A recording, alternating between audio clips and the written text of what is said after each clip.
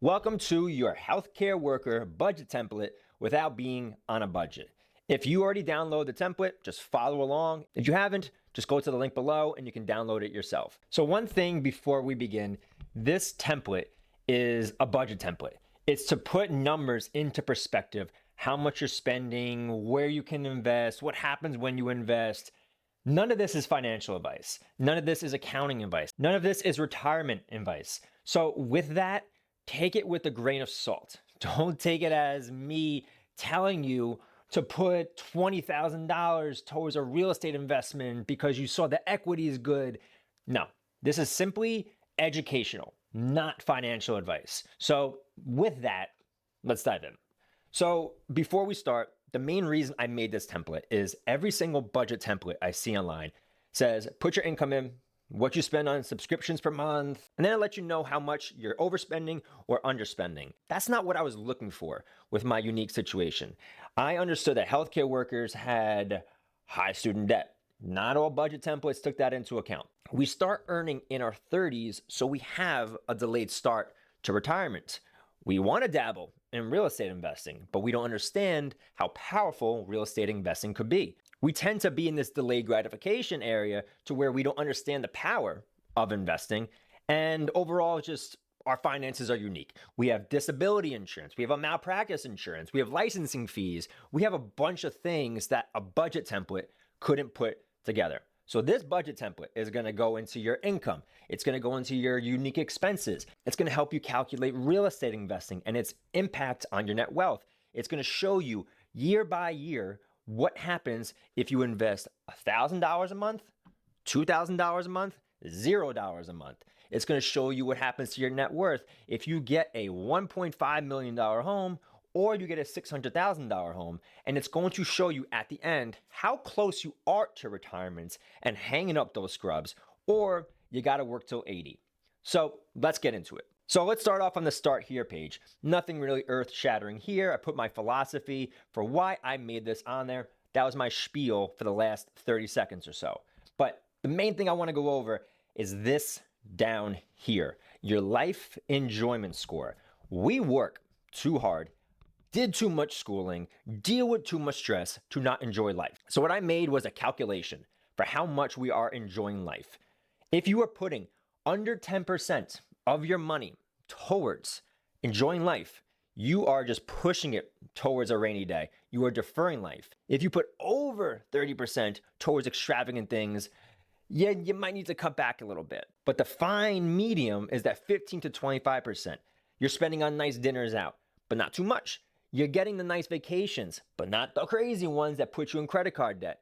It's those little things that make life and the stress of it worthwhile. So now let's look at the income section, our first section. So all these sections are automatically going to be allocated for you. All you got to do is change up your numbers. So for simplicity, we are going to just change up some things so I can show you how it changes as we go along. So on the top, we have $20,000 a month. Not unusual for a healthcare worker. Let's say you make $30,000 a month. It automatically changes to $360,000 a year. Let's stick with the $20,000. That's our first line, plain and simple. Now we get to other income. Other income is going to be crypto. It's going to be, do you sell things online? It's going to be your real estate cash flow. We'll go into that in the next section. And it's also going to be what your spouse brings home per month. So fill this in. Let's say we have cash flow of $1,173. That comes out to about $14,000 a year. Your spouse makes about $6,600 a month. That comes out to $80,000 a year. Then it's going to calculate your gross monthly income, the other income, your spouse's income, and your income. And then we need to adjust our taxes. This is a very important section because you might live in a high tax state. You may not live in a high tax state. This you need to adjust on your own. And make sure you do it as 0.3 because that's percentage. Don't do 30 because it's going to make it look like you're paying the world's largest tax bill. So at the bottom, we have our total tax estimate. And then we have our monthly net take home income. We have $18,653 after taxes per month. And our net income over that year, after all our taxes are taken out, $223,831. This section's pretty quick. This section should take you the shortest amount of time because we know what we're taking in. But what we blindly don't know is where our money's going. This is the real eye-opener for a lot of healthcare workers because we want the nice house, we want the nice car, we want the nice clothes, we want to go to nice restaurants, and we also want to go on a nice vacation. And then we wonder why we have no money to invest. So this section, take as long as you possibly need to make sure this is accurate. Because if you're not accurate with this and you're just guessing, we don't know what the leaky faucet is that's causing you to not retire. So fill it in as you go. Put your rent in, your car payment, your car insurance, disability insurance, everything at that top. Those are your fixed expenses. And one thing that you'll notice that I love on this part right here is your percent of net income. So this $2,800 rent or mortgage payment, it's already 15% of your total income. Your income, other income, spouse's income. Already, we are at 15% of our after-tax dollars. But let's say you're like most healthcare workers and you want to ball out and get a $5,000 apartment, 27%. We just jumped up to our fixed subtotal down here, 42%. That's before we put money towards retirement. That's before we buy groceries. That's before childcare. That's before student loans. Your monthly rent and your monthly mortgage can make or break this entire section. And that's without getting the $1,200 car payment that jumps up to 45%. That's without crazy high property taxes. You need to really think, how important is the nice house, is the nice apartment, is the nice condo, if it's going to keep you from putting money towards a vacation, from putting money towards retirement. But let's go back to $2,800 and the $650 car payment. So we're at 30%. Now we need to survive. We need utilities. We need gas for our car. We need groceries. If you have a child, they need to survive too. So now we're gonna fill all this out. What you're gonna do is you're gonna look at what you wanna budget per month. Then you're gonna fill out what your actual payment was last month. So fill these in: groceries, utilities, gas, subscriptions, household care, pet expenses, childcare. Let's say you do have a child, and with childcare, diapers, it's $2,500 a month. I could be way off, but I don't have a kid. So just follow along with me. $2,500. That right there, just the payment towards childcare is 13%. So with everything so far, are fixed at the top, this, because of childcare and groceries and just normal expenses, we're already at 50% of our net income. But for simplicity, let's just go back to what it was before at $45. Next, we have our student loans. This is the number one that everyone wants to talk about. So pay attention with this one when putting it in. So this number right here, this $2,000, you're not going to fill this in here. You're going to go to the wealth plan section at the bottom, and you're going to go to student loan payoff. Don't worry so much about the student loan balance at the top. That more so will determine how long it's going to take for you to pay it off with your interest rate. For this section, just put in what your monthly payment is. So let's say you're doing a monthly payment of $1,500. Change that number there. That's going to change up the number here. Let's say it's 2,000. Go back to 2,000. That's going to change up that number there once again. So just change that on the wealth plan section for your student loans.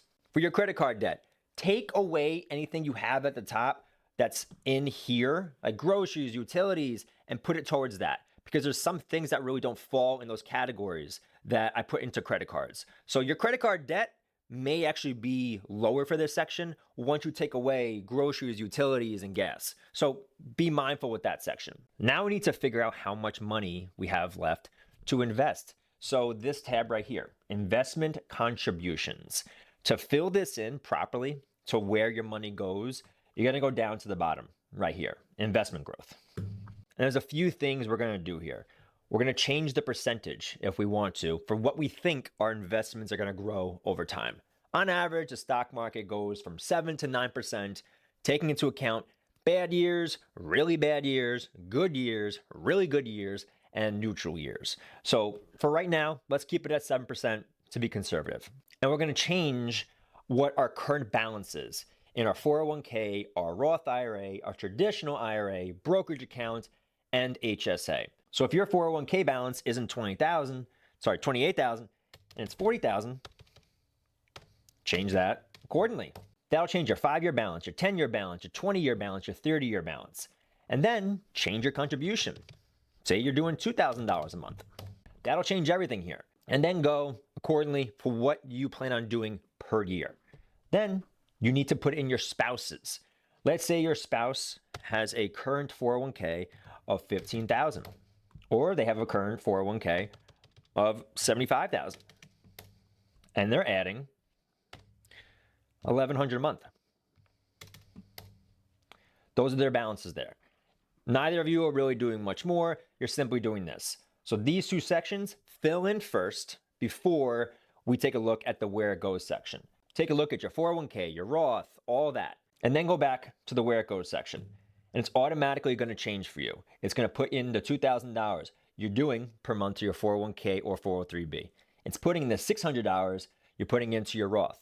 And it's also putting in your spousal contributions for $1,100 a month for their retirement accounts. Also put in real estate reserves if you have real estate investing, or emergency funds for overall just saving up. If you don't have real estate reserves and you don't need it because you don't have rental properties, put 0.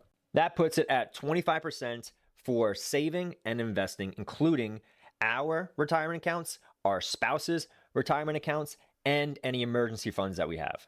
The emergency fund money is not going to go towards our retirement account growth. That's simply just money we have saved aside for not personal expenses, for not vacations, none of that. That's just planning for a rainy day. So far, between our fixed expenses, we had 28.7%, our everyday subtotals, 8.3%, our credit cards, student loans, 21.4%, our retirement accounts, 25.2%. That brings us to our enjoyment subtotal. This is where it makes or breaks if you are putting things towards enjoying life outside of getting the lavish car or the nice house. So put in money here that you want to put towards those nice things. Let's say you want to put $1,000 a month aside towards a nice vacation. You put $1,000 aside. These sections are going to turn red or green in this right here because you're going over budget or under budget. But if you're budgeting the same amount per month and you're spending the amount per month, it's just going to zero out. And that's going to increase our life enjoyment score to 9.3%. And let's say you want to go shopping more. You want to get the nice clothes. You want to spend $300 a month. That's going to increase our life enjoyment score to 10.4%. Now, between everything, our life enjoyment score, our retirement accounts, our student loans, credit cards, fixed expenses, everyday expenses, we have spent 94% of our net income. Since we have 6% now to play along with, where's that money going to go? Are we going to put it towards vacation? Are we going to invest more? Are we going to increase what we put towards childcare? Where is this going? But what that number also shows you is we are at 94%. And that's with everything here being like perfectly planned. But life is not perfectly planned. But instead, our credit card payments is $5,000 a month. We are now way over by 12%, which keeps us in that credit card debt, makes us not invest more if we can't. That's why this where it goes page is so important, because it's going to show you what might keep you in credit card debt, what might keep you from investing more, what might keep you from putting money towards your life enjoyment score, what might just be your bottleneck for keeping from financial stress. And it gets even scarier if you do have $5,000 in credit card loans, you do have 2 children, probably $5,000 a month, I'm guessing, and you do have that $5,500 mortgage or rent. We are now 53% over our monthly spending, and it just spirals from there. It just spirals away from there. This is why life can be so expensive and we just don't realize it, because there's so many expenses just on this page. Just retirement, just gas, groceries, childcare, your mortgage, your phone bill, your internet, that can make you so over budget that it happens in the blink of an eye. And that's why I can't say enough how important this section is, because this is going to determine your current financial situation, your future financial situation, and your financial stress. This next section is for all my real estate people who want to do real estate, have their primary home, or they are in real estate currently. I want to show you how just 2 smaller properties for real estate investing, not these 20-unit apartment complexes, can really determine your net worth, your equity, wealth building over time. So a few things I want to go over. Top, appreciation, 3%. Ignore 2020, 2021, 2022. Those were the COVID years. Those were the years where real estate went up 15, 17, 20%. Ignore that. Use historical appreciation numbers. I'm doing 3%. That's conservative. That is historically probably what real estate will get you. If you want to change it, go crazy, do it. But I'm keeping it at 3%. I am someone that does see your primary home as a wealth builder. Some people say it doesn't go into your net worth. I personally do, because it is an asset that is yours as opposed to rent. This isn't team owning versus renting. It is just me personally showing how your net worth and your wealth and your equity on hand can build through owning your primary home, which is why I kept it here. So put your market value in for your house. Put your mortgage balance in for your house. Your current equity on that house will automatically calculate. So if you have a $450,000 house and your mortgage balance is $300,000, it's going to calculate your equity. Then put your interest rate in, your monthly payments. It's not going to automatically calculate your monthly payment because there's too many factors that go into that. Your PMI, your credit score, this is not going to automatically calculate for you. You need to put that in yourself. Then put in your homeowner's insurance and your property taxes. Again, those 2 tabs are going to carry over to the where it goes money. So that's your primary home. Now let's look at rental properties. Put the market value in, the mortgage balance, interest rate, same thing. Then put in your monthly payment. The fun part with this is you get to put in your monthly rent now. How much you're charging per month. Are you doing an Airbnb? Are you doing a midterm rental? What you doing with this? But also put in your insurance and property taxes here and other expenses. That includes any repair costs. That includes a property manager. That includes other things you're putting aside for this rental property. Do that for every single property that you own, and you'll get a monthly cash flow and an annual cash flow. And at the bottom down here, you're going to get your cash flow for those properties. So $1,173, that's going to carry over to our monthly income. So after you're done putting in any real estate numbers, it's going to automatically go into that other income section. So that's your property details, your primary home, if you have one, and your rental properties. Put that in. It's going to give you your market value, your mortgage balance, your current equity, and your cash flow. And then we're going to scroll down for your equity projection. What the equity projection is going to do, it's going to show you how much ownership you have in those rental properties by year 1, 3, 5, 10, 15, 20, and 30. Equity in real estate is the difference between what the value of that property is and what your loan is on that property. For example, in our primary home, we had a market value of $450,000, and then we had a mortgage balance of $300,000. That gives us a current equity of $150,000. And the way you get equity growth over time in real estate is that appreciation number and your loan pay down. So if we look at year 5, our equity without changing our interest rates on any of the properties is $565,000. Like I said, you can change the appreciation if you want to. So if I change it up here to 5%, the equity is going to go all the way up to $688,000. But let's put it back to 3%. And then one thing you can also do with these properties is you can see what your equity projection is going to be 1, 3, 5, 10, 15, 20 years if you change up your interest rate. Because the higher the interest rate, the more money you are just paying towards interest early on. As opposed to a lower interest rate, less money is going towards interest early on. So the higher your interest rate, the less value you're going to have in that property because you haven't paid down the loan that much. So through just owning these 3 properties, your primary home, your rental property 1, your rental property 2, by year 30, you have $2.5 million in real estate. That's just through those. If you got a $600,000 rental property and your mortgage balance to start off was $500,000, That can change everything dramatically. You would have 3.5 million later on. Or let's say you add another rental property, 2 rental properties, and you do the same thing. You could have $7-10 million in real estate later on.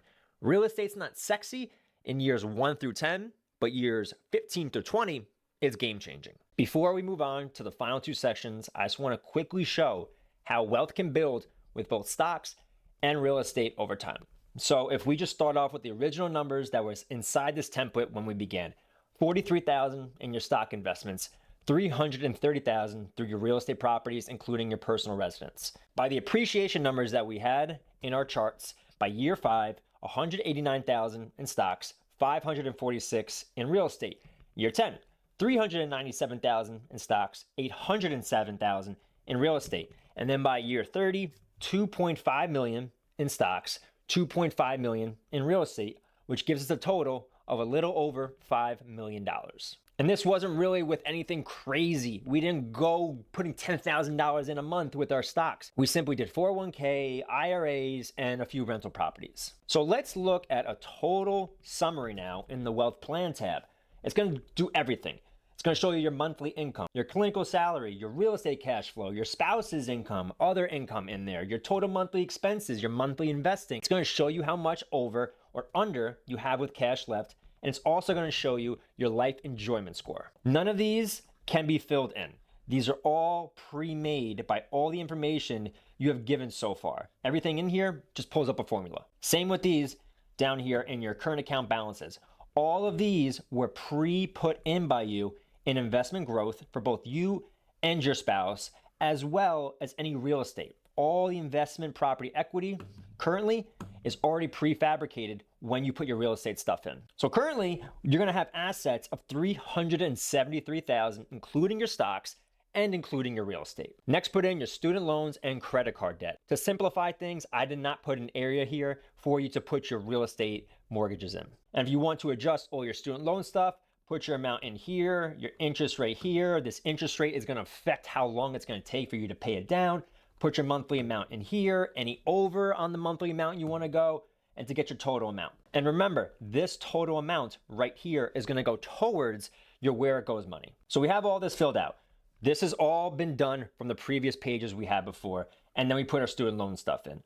Now is gonna be the time where we can figure out how close we are to retirement based on what we are investing, based on our current investments, and based on how much money we want at retirement to spend. So what we're gonna do is something the 4% rule. The 4% rule means at retirement, you're going to withdraw 4% of your total stock market investments, liquid stuff. Stocks only included here because stocks you can sell, get cash. We're not including real estate here. So the 4% withdrawal rate we're gonna use is the percent you pull from your portfolio each year. At 4%, this has been proven with series of studies. It can last you 30 plus years historically. So put your current age in when you want to retire, and it's gonna give you your years until retirement. And then put in how much money you want each year to live off of. For this, it's prefabricated at $120,000. We want our expected return at 7%. And we want to withdraw 4% of our retirement every single year to live off of. This gives us our FIRE number. This is your financial independence number. So you get 3 million by dividing 120,000 divided by 4%. That means to have $120,000 to live off of every single year after you retire, you need a portfolio of at least $3 million. Now, with that number, knowing how much we need to retire with, and we know we want to retire in 16 years, and we know what our current stock market investment balance is, and we know what we are currently investing each month, we know that we are $2.23 million away from retirement. When you put that in to a calculator, knowing you have a 7% return, you want to retire in 16 years, and you have these numbers, you need to invest $6,343 a month to hit that, not a year. That's how far off you are based on these calculations of what you have invested, what you're currently investing, when you want to retire, and how much you plan to want at retirement to live off of each year. It gets even worse if you want to live off $150,000 a year. You need a FIRE number of $3.75 million, which means you need to invest $8,472 extra each month compared to what you currently are spending. And that's assuming that we have a current investment balance. Let's say we don't have any investment balances. It's going to be even more. So everything up to this point has gotten us to this moment where we see how far away this number can be extremely daunting. But there's a variety of ways we can get this number down. We increase our monthly investing. We decrease our expenses to start investing more. We increase our current portfolio balance, or we plan to want less to live off of at retirement. Now, I know I said before just stocks goes into this FIRE calculator, the 4% rule, but for completeness, I also want to show you by the retirement age you want to hit what your real estate equity would be based on the rental properties you have and the appreciation that you picked. So going above, typically we keep this at 3% with the real estate appreciation in here. But say you want to retire at 55. In 21 years, your real estate's going to go up to 2.5 from what it was at 1.5. So yes, your real estate's going to build over time. You can eventually maybe sell some of those properties and put that into stocks to use towards your 4% rule. But understand the 4% rule is typically just built off of stocks. Real estate will help you, but it's not going to be used because it's not a liquid asset you can quickly sell. So let's finish up with the dashboard section, and then that's it with this tutorial. So the dashboard section just basically is a quick little run through on everything we've gone over. Shows your monthly net income, your total spending, your monthly surplus after you spend and invest, shows you your life enjoyment score based on how much you're putting towards enjoying life after your net income, shows you your FIRE number. It shows you how much you budgeted to fixed everyday needs, debt payoff, wealth building, life enjoyment. And then one more time, because I want to reiterate it, the life enjoyment score. So that's it with this tutorial. I know it's a lot, but that's the point. I want to give you guys one budget template that fits our lifestyle, fits our lives, to where someone can finally understand our expenses, our needs of wanting to invest, seeing how long it's going to take to actually retire based on everything we're currently doing with our money, and how can we allocate things differently to actually hit a retirement goal. If you have any questions with this, hit me up on Instagram, DM me, shoot me an email, whatever you need. I'm here for you.